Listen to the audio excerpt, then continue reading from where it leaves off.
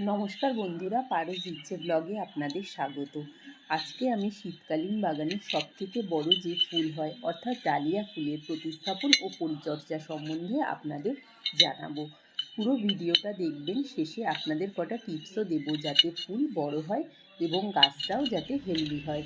আমার এই ভিডিওটা দেখে যদি আপনারা উপকৃত হন তবে আমার চ্যানেলটা সাবস্ক্রাইব করে আমার পাশে থাকবেন।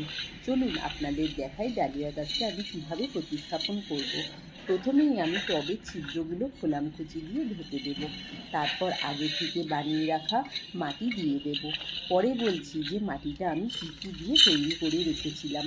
নার্সারি থেকে ছোট চারা গাছ নিয়ে এসে বড় টবে বসাবেন না, আগে ছোট টবে বা কাগজের গ্লাসে বসাবেন।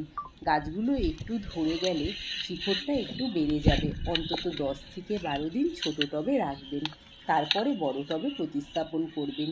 এই দেখুন, আমি কাগজের গ্লাসে গাছটা বসিয়েছিলাম। দেখুন গাছটা কি সুন্দর ধরে গেছে আর শিকড় ভর্তি হয়ে গেছে। এইভাবে চারা গাছ বসালে গাছ খুব ভালো হয় আর চারা গাছ মরে যাওয়ার চান্সও খুব কম থাকে। ডালিয়া গাছের জন্য 8 ইঞ্চি বা 10 ইঞ্চি টবে আপনারা বসাতে পারেন। আমি 8 ইঞ্চি টব নিয়ে রেখেছি।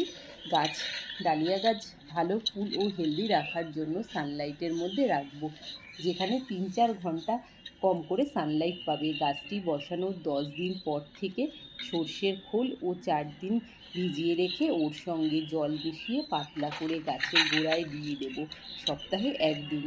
যারা সর্ষের খোল ভেজানো ব্যবহার করতে চান না তারা 15 দিন অন্তর ডিএপি সার 6 থেকে 8 দানা 8 ইঞ্চি টবের জন্য ধার ঘেঁষে মাটিটা একটু খুঁড়ে ছড়িয়ে দিয়ে অল্প করে জল দিয়ে দেবেন। যদি গাছে কোনো পোকার আক্রমণ হয় তাহলে যে কোনো কীটনাশক ব্যবহার করতে পারেন। আর সবজির খোসা ভেজানো জল সপ্তাহে 1 বার করে দেবেন, এতে খুব ভালো ফল পাওয়া যায়। যারা ডিএপি আর সর্ষের খোল পচা জল দুটো দিতে পারেন তাহলে গাছ আরও ভালো হবে, কিন্তু 15 দিন অন্তর অন্তর দিতে হবে।